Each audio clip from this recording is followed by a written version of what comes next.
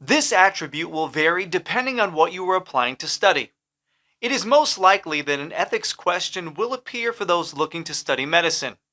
For this guide, we will therefore focus on medical ethics. Such an ethics question will be recognizable. It will likely involve a doctor or a healthcare setting. This is the only part of the CASPer where you will be required to draw upon specific knowledge, the pillars of medical ethics.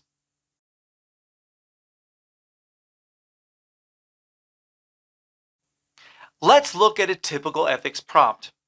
A doctor whom you are shadowing in a rural area tells you that he actively discourages all his patients from having abortions. He is the only doctor in the district. Now, let's consider three questions that might follow such a prompt. Are the doctor's actions ethical? What actions would you take if you were shadowing this doctor and found out about this attitude? Describe a situation where you encountered medical ethics in action. As with the equity guide, you will find that the questions here are somewhat atypical. Nonetheless, there is a relatively similar overall direction which is worth practicing in order to get as rounded an approach as possible. The first question allows us to exercise our knowledge of medical ethics. The second question allows us to directly address what we would do in this situation. The third question allows us to provide an example from our own experience that shows our awareness of medical ethics.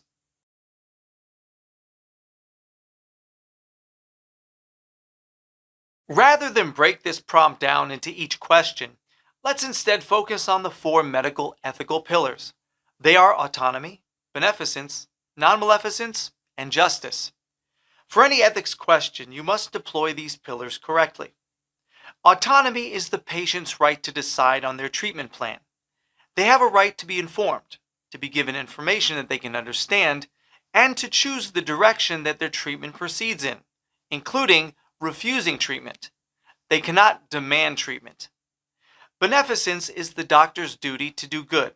This means that you work for the patient's best interests. Non-maleficence is the doctor's duty to do no harm.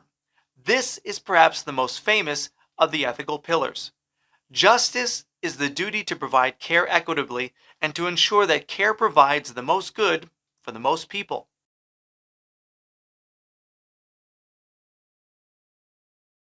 Let's now consider how we would address this prompt with the pillars in mind.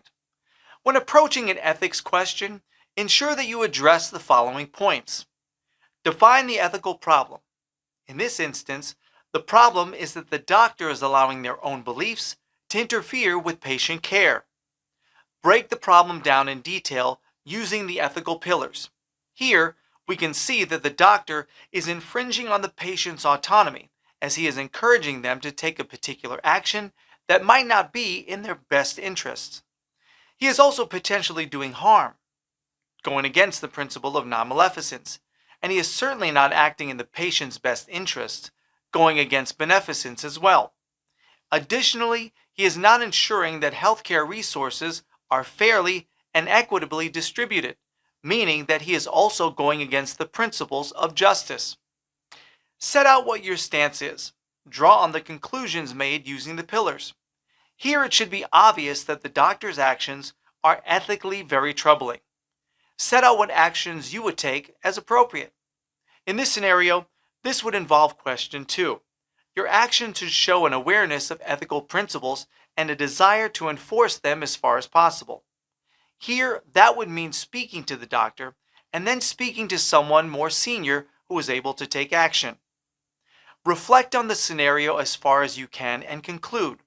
This might involve describing how you hope the situation would change in the future, or how the pillars can be used to undo the doctor's unscrupulous actions.